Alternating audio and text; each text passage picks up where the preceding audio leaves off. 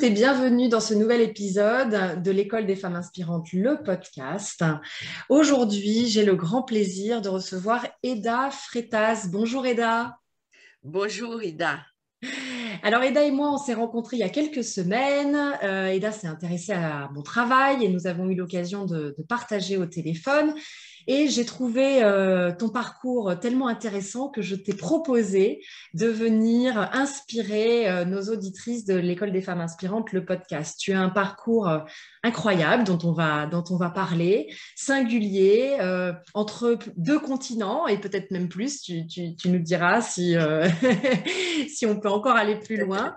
Et voilà. Et donc, pour moi, ça a été une évidence de te proposer, en tant que femme inspirante, de venir parler de ton histoire, inspirer les femmes sur les décisions qu'on peut prendre dans la vie, sur les parcours de vie qu'on peut avoir. Et donc, je suis vraiment ravie qu'on puisse partager ensemble ce matin. Merci d'être là. Et c'est moi qui remercie Ida de cette opportunité et je me sens honorée. Alors Eda, peut-être pour commencer, est-ce que tu peux simplement te présenter, nous dire ce que tu aimerais que les auditrices sachent en premier de toi? Bon, déjà, mon nom, je m'appelle Eda Freitas, je suis d'origine brésilienne et française d'adoption. Et voilà, j'ai 71 ans, bientôt 72. Alors qu'est-ce qu'elles font ces associations? Et qui parlent de ton histoire? Je suis venue en France. Bon, j'étais en Italie aussi, hein, parce qu'il faut voir que c'était aussi une singularité aussi. J'ai eu trois mariages, trois divorces. C'est un peu étonnant, mais euh, et j'y venais en France et ensuite j'avais vécu en Italie et j'ai fait mes études et après je me suis j'avais un diplôme quand même qui ça m'a coûté beaucoup parce que j'étais pas francophone, mais enfin après ces diplômes je savais pas, j'ai fait dans mon parcours plusieurs petits jobs et je me trouvais pas ma place jusqu'au jour où ma fille euh, me donne un petit livre, elle avait 11 ans, qui est de l'école, qui est sur le café.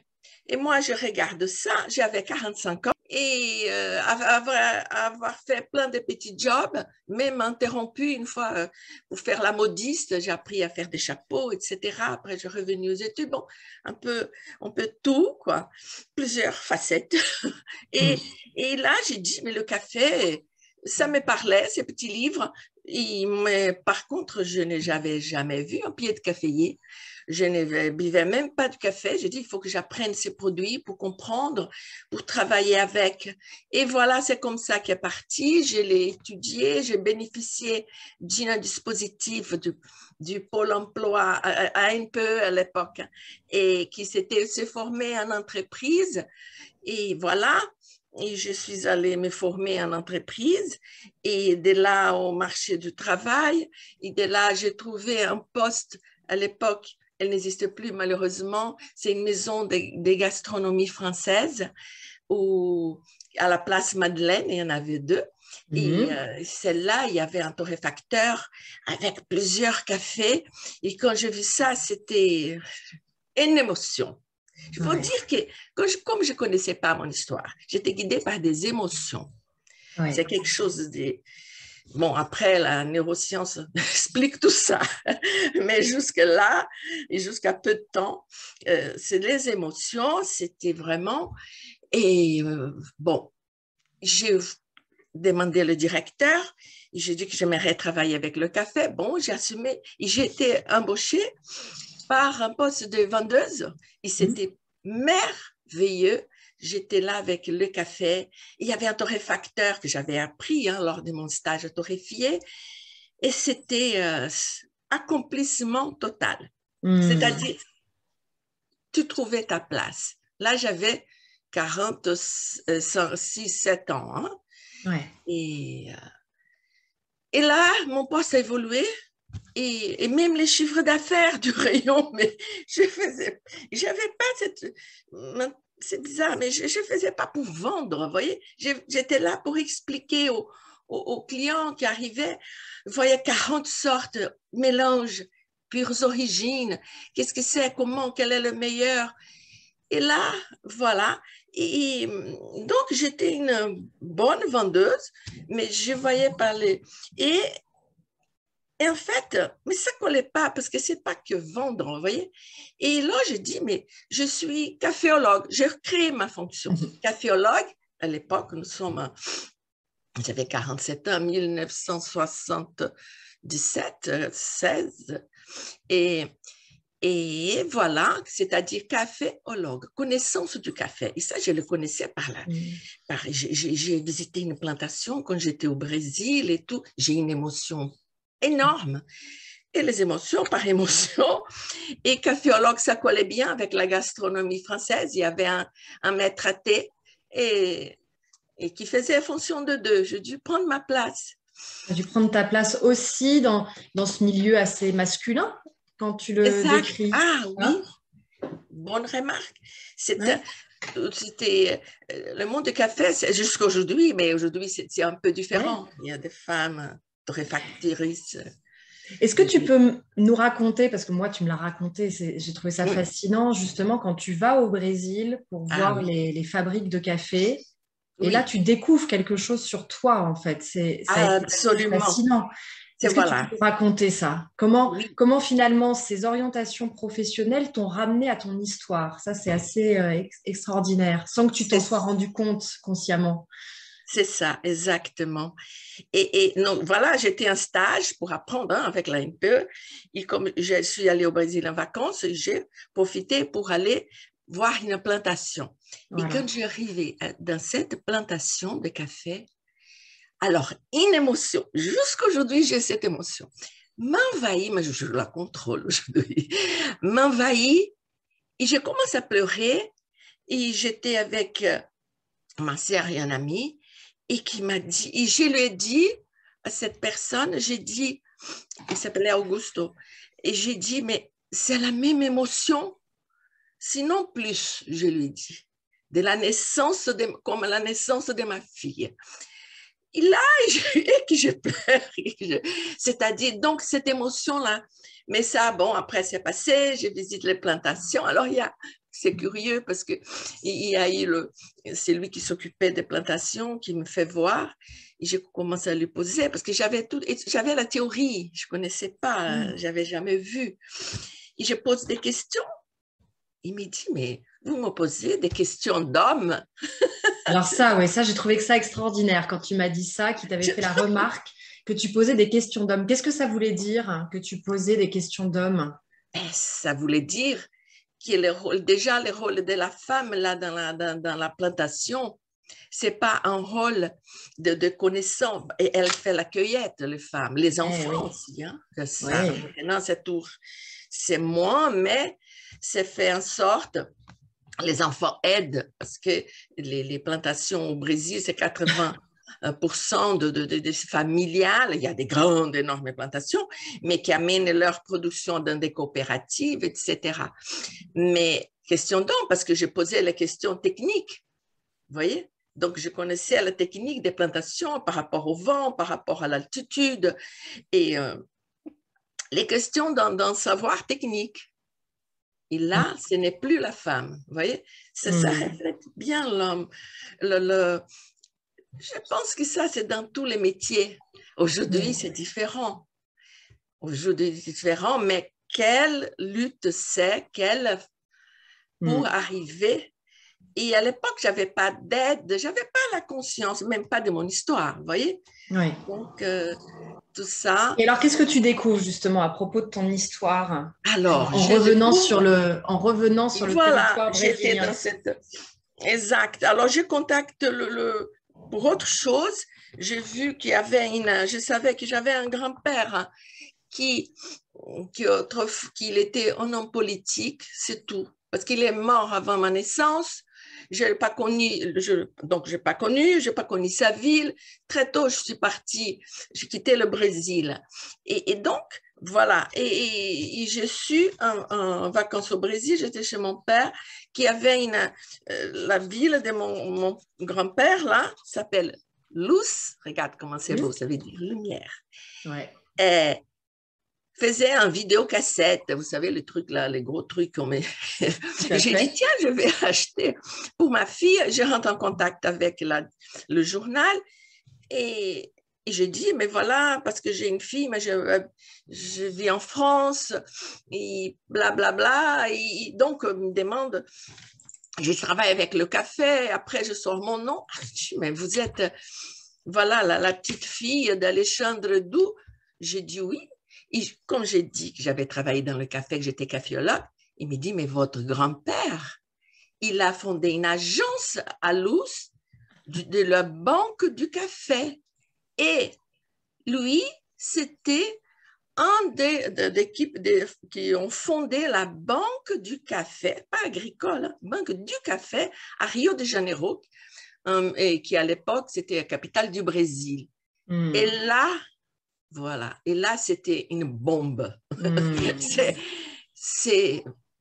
C'était vraiment...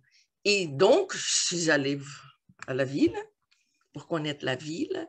Et elle m'a sorti des journaux de 1933 avec parce que comme il était un premier préfet, je ne savais pas, et premier préfet de la ville et qui avait beaucoup fait pour la ville pour que, comme il a fondé cette agence de la banque du café, il avait un pouvoir. Donc, la banque prêtait de l'argent aux fermiers pour pouvoir investir dans la ville, vous voyez, parce qu'il voulait la grandeur de la ville. Il a mis aussi, c'est lui qui garantissait le prêt qui faisait le fermier, les emprunts plutôt, qui faisait le fermier.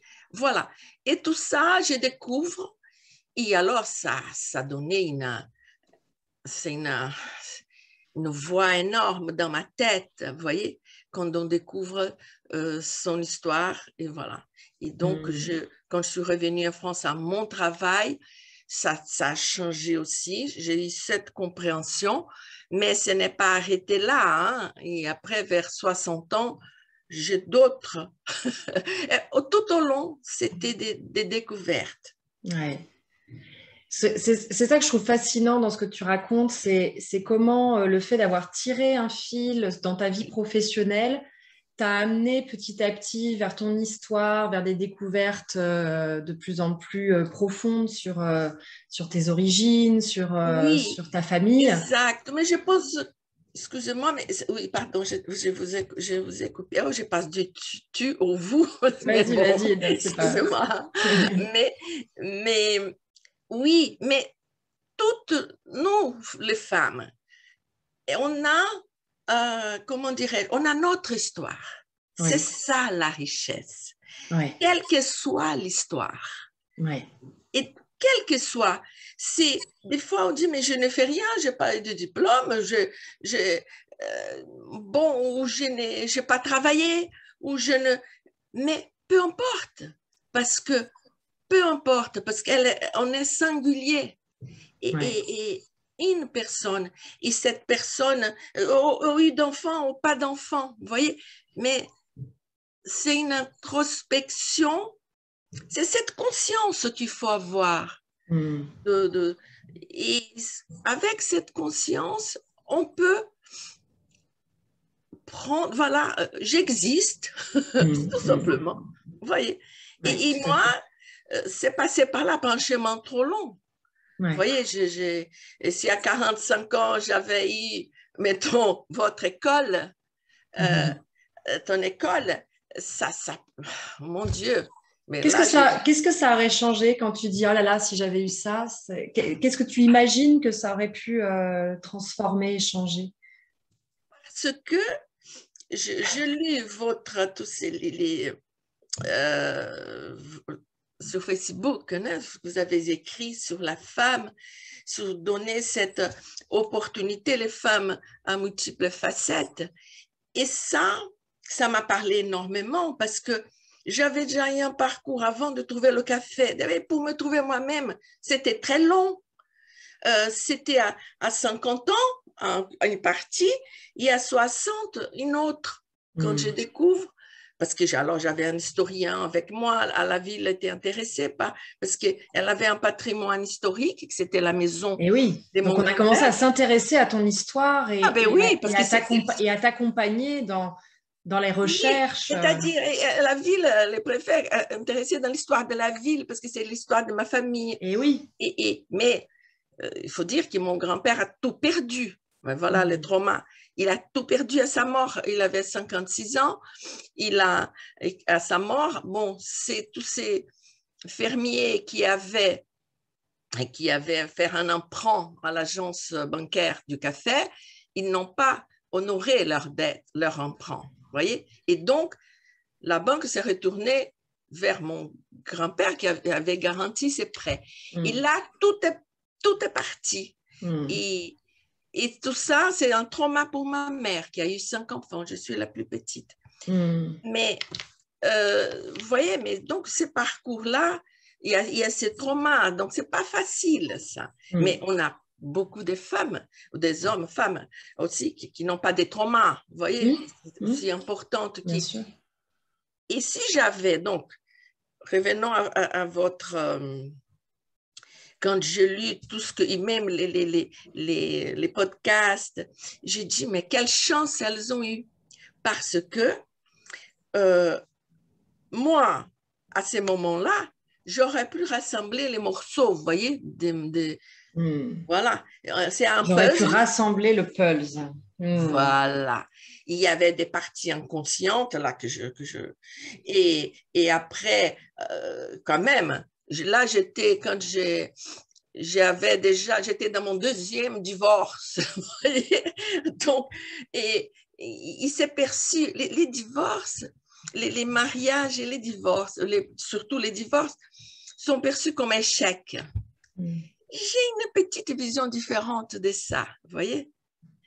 Dis-nous, dis-nous, parle-en. Oui, parce que j'ai eu un ami après qui m'avait dit, oh là là, 3 échecs. Mais j'étais dans une rage. J'ai dit, comment ça, échec? Comment peux-tu me dire des mots échec? J'ai dit, ça, c'est mon parcours.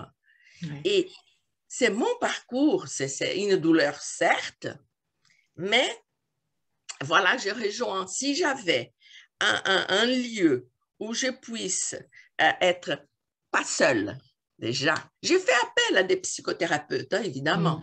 J'ai fait appel, mais c'est pour des problèmes, pour les divorces ponctuels, mais n'avait pas cette possibilité de rassembler les pièces de puzzle. Ce que vous faites, ça, c'est merveilleux. Parce que j'aurais rassemblé ça à mes 50 ans, vous voyez, à mes 40 ans, avec toute mon histoire. Et alors, ça aurait m'évité avec mon 3e mariage, c'est moi qui est partie, mais parce que j'ai dit, qu'est-ce que j'ai fait là? Vous voyez? Tu vois, quand tu dis ça, je me dis, il y a sans doute aussi quelque chose de l'ordre de la conscience collective et puis de cette ouverture. Parce que tu dis, ah, j'aurais pu faire ça beaucoup plus tôt, même si j'ai pu suivre une thérapie, rassembler les morceaux plus tard. Et aujourd'hui, tu vois, j'ai aussi des jeunes femmes trentenaires. Et je suis fascinée de voir des femmes trentenaires arriver dans l'école des femmes inspirantes avec vraiment cette volonté de réfléchir à qui elles sont et à ce qu'elles veulent pour mener leur vie en conscience, tu vois. Et je ne m'attendais pas à avoir des femmes aussi jeunes, mais je pense qu'il y a vraiment aussi cette conscience collective qui grandit et donc des jeunes générations qui sont beaucoup plus présentes aussi à ce type de questionnement. Exact. Donc, vous voyez, la trentaine, oui, c'est ma fille, elle a la trentaine aussi. Mais justement, elle a fait tout ça, mais évidemment, avec tout mon parcours, et j'avais une valeur qui était inconsciente et après consciente, disons, une valeur où je me plaçais, où je me sentais, c'est la justice. Ça, c'est quelque chose qui,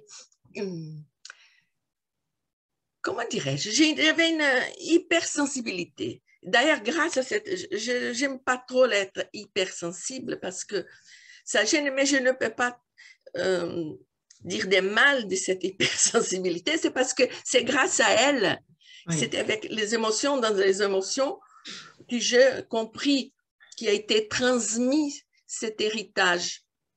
Aujourd'hui, je connais parce que je lis, qui s'appelle héritage transgénérationnel, c'est-à-dire que ça passe par l'inconscient et pas intergénérationnel. Hein, il y a beaucoup des femmes qui sont aujourd'hui agriculteurs, planteurs, qui plantent le café et ont des plantations qui ont hérité du père de la famille. Vous voyez, et ça fait, il y a beaucoup. Mais moi, je n'ai pas eu cet héritage, c'était inconscient. Et, et justement, plus jeune, et ces questions-là, nous, les femmes aujourd'hui, on se permet de se la poser. Oui, ça. tout à fait. On se permet de se les poser, ça c'est très important ce que tu dis là. Ouais. Et voilà. J'aimerais bien avoir ta vision sur, donc tu as dit plusieurs fois que je parle des multiples facettes, de cette singularité, etc. Toi, quelles sont tes différentes facettes à toi, justement? Comment tu décrirais ça? Déjà, je me sens un peu hybride, déjà, parce que j'ai une autre culture. Jusqu'à mes 20 ans, c'est à 20 ans, j'arrivais en France, c'est 22, avec un passage en Italie avant, mais hybride. Arrive en France, j'ai une autre culture. Les portes s'ouvrent énormément. Alors, je suis 1972, hein, c'est pas 68, vous imaginez. Mais en même temps, avec même si chez moi, j'avais une ouverture, mais j'avais cette frustration de ma mère qui n'a pas pu faire ce qu'elle voulait. Elle est née 1909 et elle voulait, tiens-toi bien, elle voulait pas se marier. Elle voulait pas, s'est mariée, elle voulait faire des beaux-arts et elle voulait voyager. Vous voyez, c'est pour ça que derrière, les enfants sont partis. Et donc, j'arrive ici, donc tu peux te trouver, c'est-à-dire, tu as plusieurs schémas, tu as plusieurs possibilités en France, vous voyez. Donc, ça, je dis, et dis donc d'étudier, de faire appel à beaucoup d'aide. Quand j'ai eu ma fille, j'étais déjà divorcée et j'étais prioritaire parce que j'avais un enfant. Vous voyez, Et tu as fait une rencontre incroyable d'ailleurs avec ta fille. Tu as rencontré une grande dame, je crois.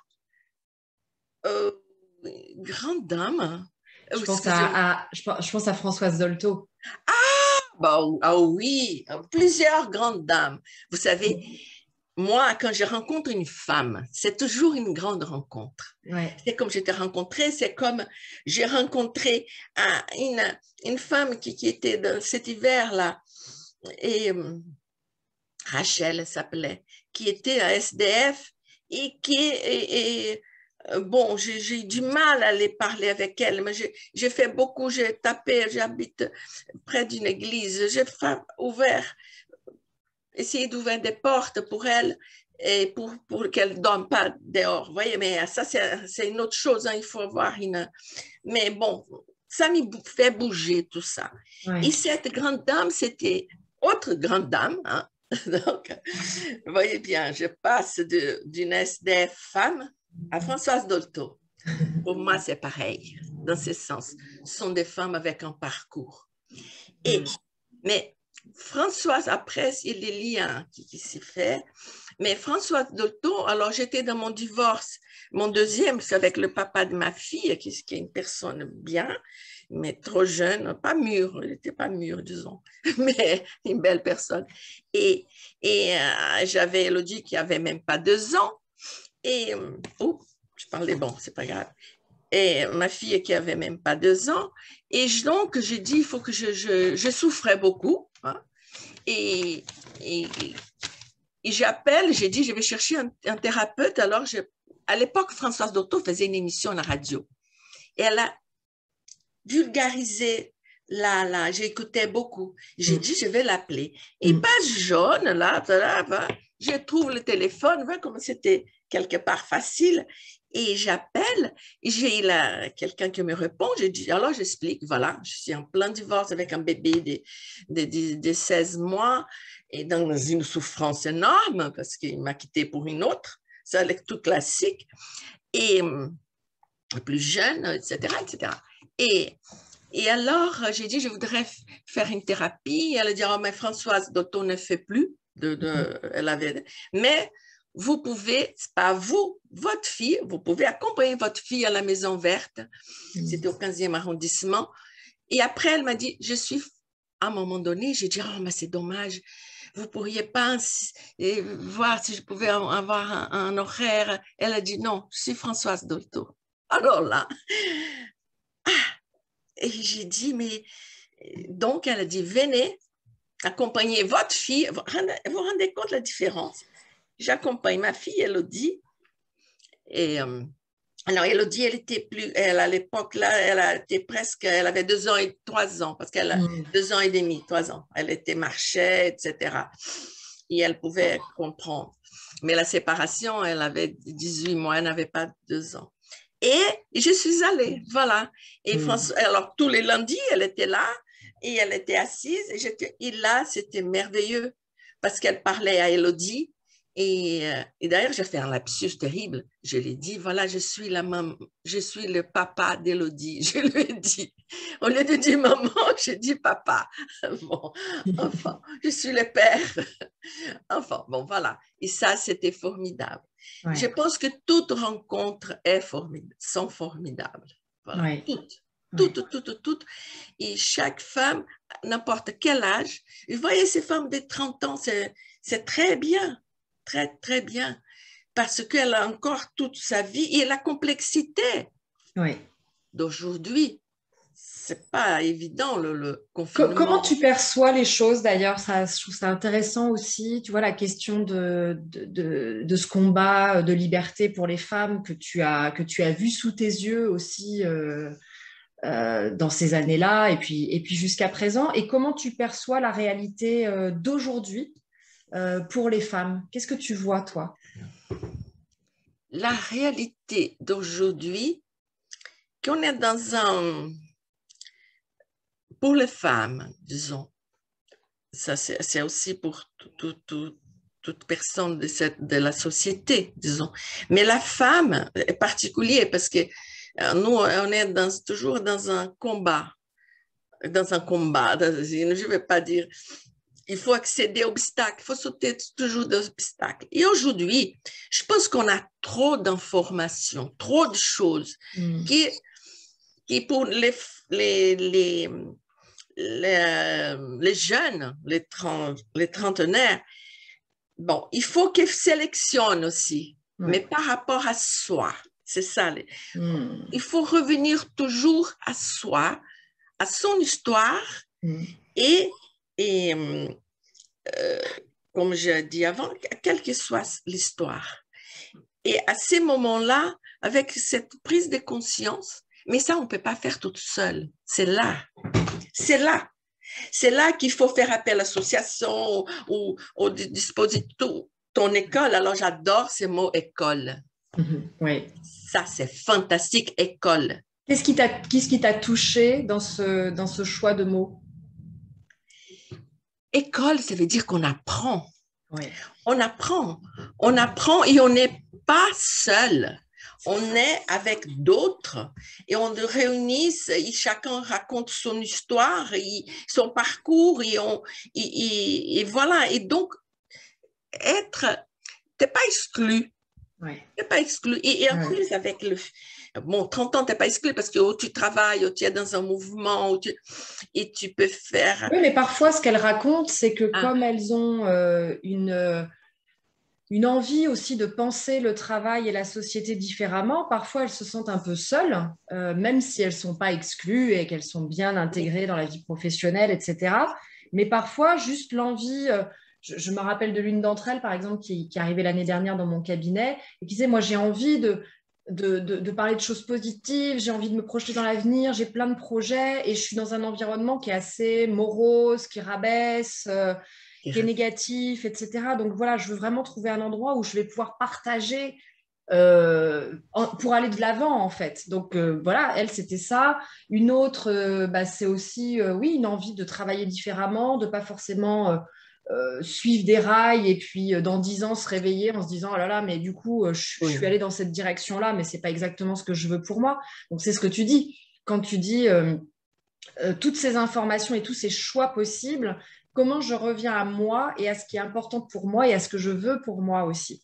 Ça, c'est essentiel. Et juste pour finir, sur l'école, ça me touche beaucoup que tu aies remarqué hein, ce choix, parce que c'est vraiment un choix conscient de ma part d'avoir appelé ça une école. Donc, en effet, un endroit où on peut apprendre des choses qu'on n'a pas forcément eu la chance d'avoir de transmises dans la famille, dans nos familles. Et puis qu'on c'est n'a ça. pas précisément appris à l'école de la République, parce que bah, voilà, il y avait plein d'autres choses à Oui, apprendre, et donc bien on sûr. n'a pas forcément eu accès à ces connaissances-là. Donc c'est vrai que je transmets des connaissances. Et puis, il y a aussi pour moi la réhabilitation de l'élève. On nous a appris à être des élèves bah, sages, voilà, Oui, qui apprennent bien leurs leçons, etc. Donc ça me paraît important. Et puis, il y a aussi dans élève l'étymologie du mot qui est s'élever, ah oui, grandir, c'est ça. Oui, c'est grandir le et s'élever. Et grandir. donc, voilà, j'avais envie aussi que dans l'école, il y ait cette notion-là Mais de voir plus grand. exact. Et Voilà. s'élever, c'est quoi?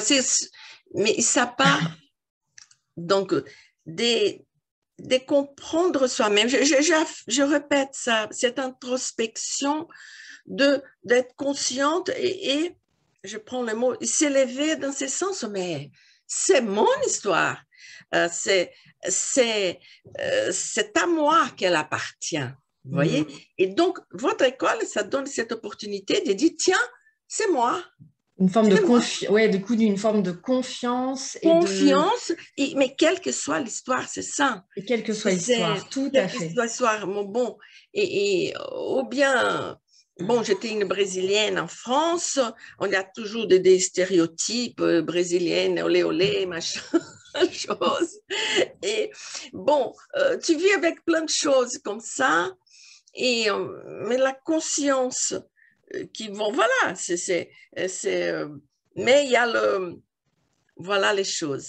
C'est quelque Mm. chose que j'ai fait toujours, c'est que dès qu'on apprend un aspect négatif, j'ajoute quelque chose dans le même niveau, thème, au niveau paroles, de positif. Eh oui. Parce que les infos, la société, on parle que de choses des Difficile. dépressions et Ouais. des difficultés et des massacres et des Mm. guerres. Mm. Mais face à ça, c'est comme jour et nuit. Face à ça, il y a des, des lieux, il y a des émotions, choses positives. Je Ouais. prends le langage Ouais, ouais, tout à fait. simple, positif. Et, Tout à fait. les jeunes parce que moi aussi, tout le monde se retrouve avec toutes ces informations négatives, tous ces climats amoureux, autour de nous, des amis. J'ai eu des amis. En plus tu vas en âge, il y a les maladies, la mort, etc. Et Ouais. vas te sentir seul. Mais donc, ajouter en même Ouais. temps euh, la volonté qu'elles ont de quelque chose de nouveau, Oui. ça c'est, Ouais. ça c'est Tout à précieux fait. parce qu'elle a cette volonté qui vient Formidable. d'elle, vient de Ouais. son être, vient de Ouais. son être. Ouais, Donc, tout à fait. elle a comme, elle peut, parce que les deux choses sont les moroses, mais cette volonté, c'est déjà, elle compense. Vous Ouais. voyez? Ouais, Elles ouais, vont complètement. compenser avec des Complètement. aides. Elles vont Ouais, compenser. ouais. Et souvent, parce que je partage un grand thème autour de la psychologie positive dans le programme de Ah, l'École des femmes inspirantes. Et c'est vrai que souvent, on a l'impression que si on va travailler sur soi, c'est pour édulcorer le quotidien ou voir les… Alors que c'est tout le contraire, c'est vraiment voir les choses telles qu'elles sont et on sait qu'il y a des difficultés et qui existeront et toujours. aller puiser nos ressources, aller chercher cet élan qui nous permet de transformer, d'aller plus loin, de construire sa vie. Et ça aussi, c'est la possibilité du coup de prendre sa place et de grandir et de s'élever. J'aime bien le mouvement que tu as fait comme ça en disant oui, ces femmes-là, elles s'élèvent, elles grandissent du coup, elles sont à l'endroit où elles ont à être, en fait, tout simplement. Elles ont à être tout simplement. Et encore une fois, quelle que soit leur histoire et quel que soit leur milieu social, c'est pas un truc réservé à une catégorie sociale ou au contraire, je veux dire, voilà. Et c'est aussi parce qu'on se donne cette possibilité-là aussi qu'on peut transcender son histoire. Moi, j'ai une grand-mère, une arrière-grand-mère qui est née en 1870, qui a eu un garçon. Elle était ouvrière dans la chaussure à Limoges. Et elle a décidé d'avoir un fils dans les années 1920. Donc, déjà, c'est un choix en tant que femme. La société d'époque, oui. Elle a décidé qu'elle aurait un seul enfant et elle a accompagné cet enfant qui est devenu médecin. Donc, voilà. Et donc, c'est aussi nos prises de décision en tant que femmes qui emmènent… Contraire aux mœurs de l'époque. Voilà, contraire aux mœurs de l'époque, qui amène à aussi vivre d'une certaine manière, parce que j'imagine qu'en 1920, quand on veut avoir qu'un enfant, il faut expliquer à son mari deux, trois choses quand même. Et du coup, de par ces prises de position et de par ces prises de décision, on élève toute une famille finalement, et on emmène tout un destin familial ailleurs. Exact. Et ça, je trouve ça très intéressant. Vous voyez, et c'est important. Et pour celles qui n'ont pas connu, qui n'ont pas… Parce que vous connaissez l'histoire de votre grand-mère, oui. Arrière-grand-mère. Ouais, j'ai cette chance. Ça ne m'étonne pas. J'ai cette chance de l'avoir connue même. J'ai la chance de l'avoir connue. En plus, ben voilà. Oui. Mais bon… Ça, c'est parce qu'il y a des informations précieuses en plus, mais même si on n'avait pas, on voit le contexte de l'époque et on dit, mais c'est curieux, comment ça se fait qu'elle a eu un enfant seulement et tout le monde vote à son époque 7, 6, je ne sais pas, 4. Tout à fait. Et donc, ça, on a cette interrogation, vous voyez? Ouais, et donc, cette interrogation, on peut se dire, tiens, et il amène… pour prendre ces fils, amène à toi, qui a eu 4 enfants, parce que tu as décidé, vous aviez décidé d'avoir 4 enfants. Complètement, dans l'autre sens, oui, complètement. C'est là. Mais je voudrais ajouter seulement à mes 60 ans, seulement l'autre face que j'ai compris de mon histoire et qui m'a donné d'informations sur moi-même et un apaisement, c'est le fait que je découvre, parce que ma mère, donc il y a eu c'est son père qui était ce préfet-là, et on m'avait disait toujours, ah oui, tu as eu parce qu'au Brésil, on est mélangé, même l'histoire du Brésil. Oui, tout à fait. Et mais oui, tu as eu un ascendant qui vient d'esclaves, mais c'était tellement loin d'elle, en fait. C'était…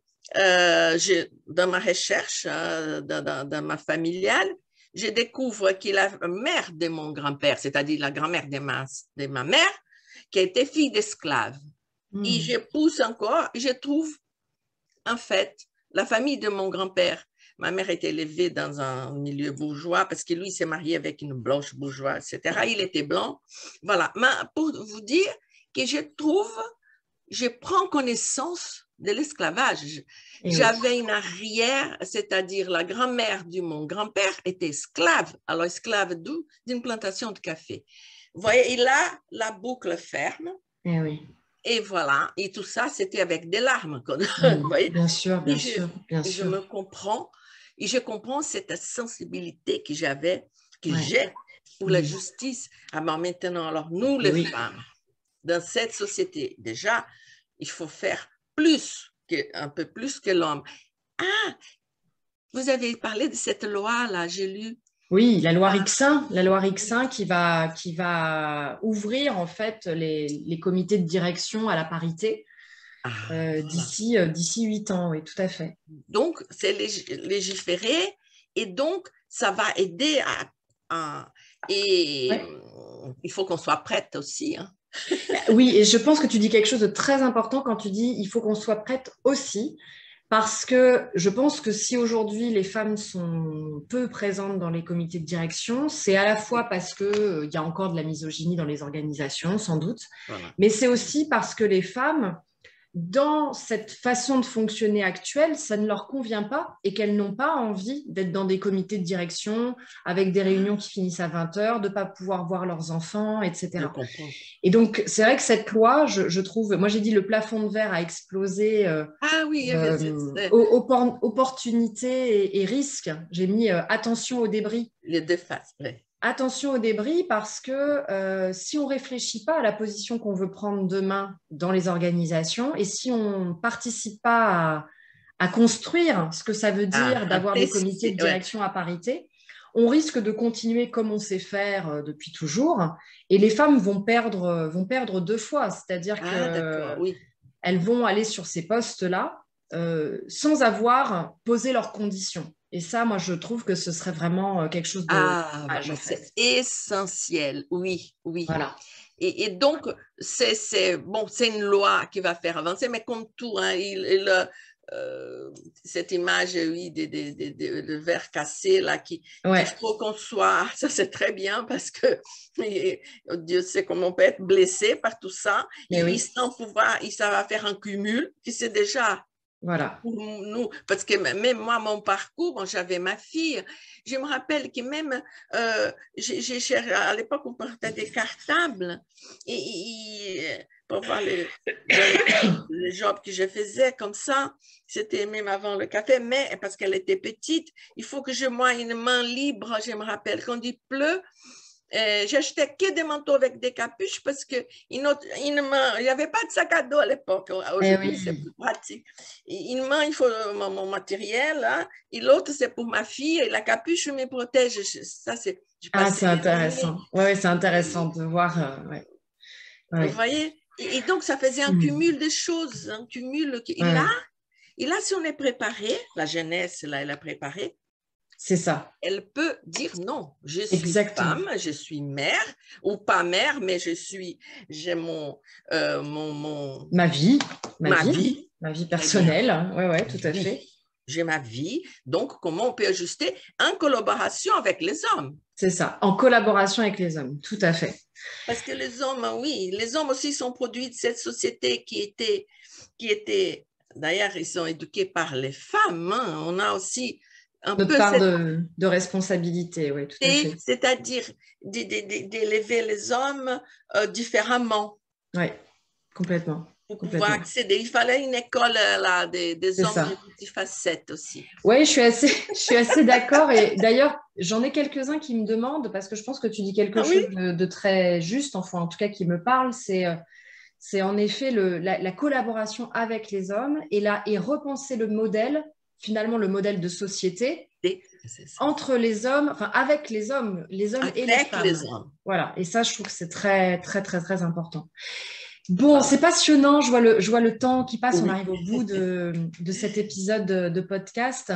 Alors, je sais que tu es en train d'écrire un livre sur Oui, tout sur le ça, donc ça va café. être formidable, on va pouvoir lire ton histoire et aller encore plus loin dans tout ce que tu nous racontes là. Si tu avais peut-être un dernier message pour ce podcast aujourd'hui à transmettre aux femmes et aux jeunes femmes, qu'est-ce que tu aurais envie de dire?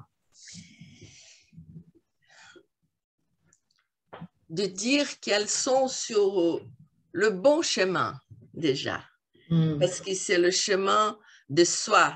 Tout ce qui les femmes qui manifestent, ah oui, de choses, des difficultés. Donc, ça veut dire qu'elles sont conscientes des difficultés. Vous voyez? Donc, elles vont pouvoir agir. Hmm. Et donc, c'est tout simple en fait. Et il faut se placer du côté du bien. Ce qu'elles font là, hein, existe cette ambiance morose, etc. Mais si elle pose cette question, c'est qu'elle n'est pas comme ça.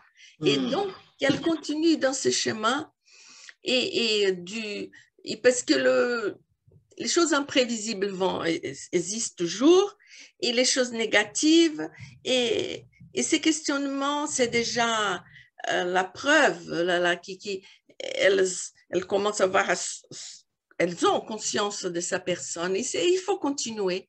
C'est ça. Il faut continuer comme ça. Et Ah, elles vont toutes aller dans sa plénitude. Elles vont s'élever. Voilà, pour prendre ton mot formidable. que j'aime beaucoup. Formidable, formidable. Merci beaucoup, Eda, d'être venue témoigner, C'est moi qui d'avoir remercie de cette opportunité. d'avoir partagé cette histoire, cette sensibilité qui est la tienne. Et bah, écoute, j'ai hâte et peut-être même que tu reviennes Ah oui, avec ton livre la mon prochaine livre. fois. Ah, merci. Et voilà, donc merci beaucoup. Et bien à vous toutes, je vous dis à bientôt pour un nouvel épisode. Et en attendant, bah, comme à mon habitude, je vous souhaite de prendre soin de vous Ah, c'est et bien. de révéler toutes vos facettes.